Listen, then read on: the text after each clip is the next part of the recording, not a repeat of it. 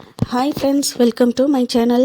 இன்றைக்கி நம்ம வீட்டிலையே மிக்சியை யூஸ் பண்ணி எப்படி மொறுன்னு ஹெல்த்தியாக டேஸ்டியான உளுந்த வடை செய்யலான்னு பார்க்கலாம். வாங்க வீடியோக்குள்ளே போகலாம்.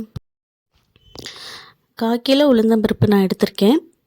இதை நான் 2 தடவை தண்ணியில் நல்லா வாஷ் பண்ணிவிட்டு நல்லா ஊற வச்சிட்டேன். பாருங்கள் எந்த அளவுக்கு நல்லா ஊறியிருக்குன்னு. உங்களுக்கு எவ்வளோ வடை வேணுமோ அதுக்கு அளவாக நீங்கள் ஊற வச்சுக்கலாம்.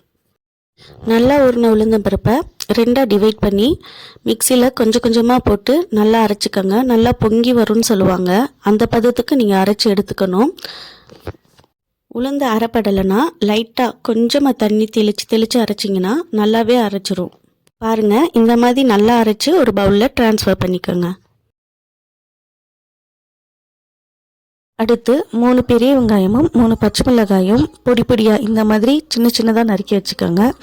நமக்கு வேணும்னா நம்ம சின்ன வெங்காயம் கூட நறுக்கி போட்டுக்கலாம். அது ஒவ்வொருத்தவங்களோட டேஸ்ட்டை பொறுத்தது.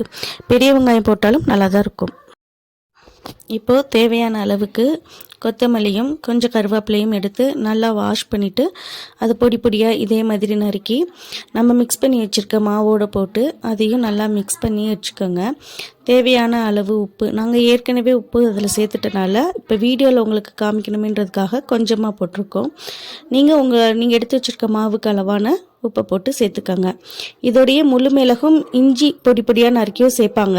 எங்கள் வீட்டில் சின்ன பிள்ளைங்க அதெல்லாம் இருக்கனால ஒழுங்காக சாப்பிடாதுன்ட்டு நாங்கள் அதெல்லாம் ஸ்கிப் பண்ணிட்டோம். அதை நீங்கள் சேர்க்கணுன்னாலும் அது உங்கள் இஷ்டம், சேர்த்துக்கலாம்.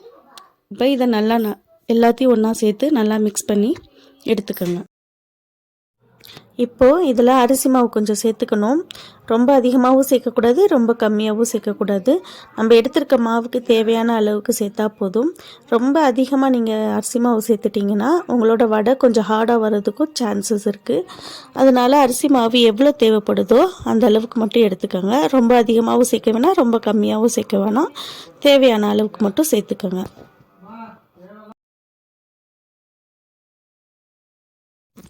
அடுத்து எண்ணெய் நல்லா சூடானதும் கேஸை லோ ஃப்ளேமில் வச்சுட்டு நீங்கள் வடையை தட்டி அந்த எண்ணெயில் போடலாம்.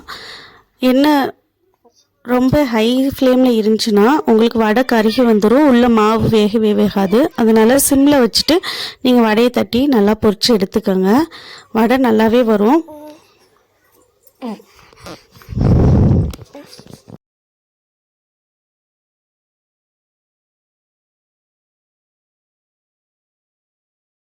பாருங்கள் எவ்வளோ சூப்பராக கடையில் வாங்குகிற வடை மாதிரியே வந்திருக்குன்னு.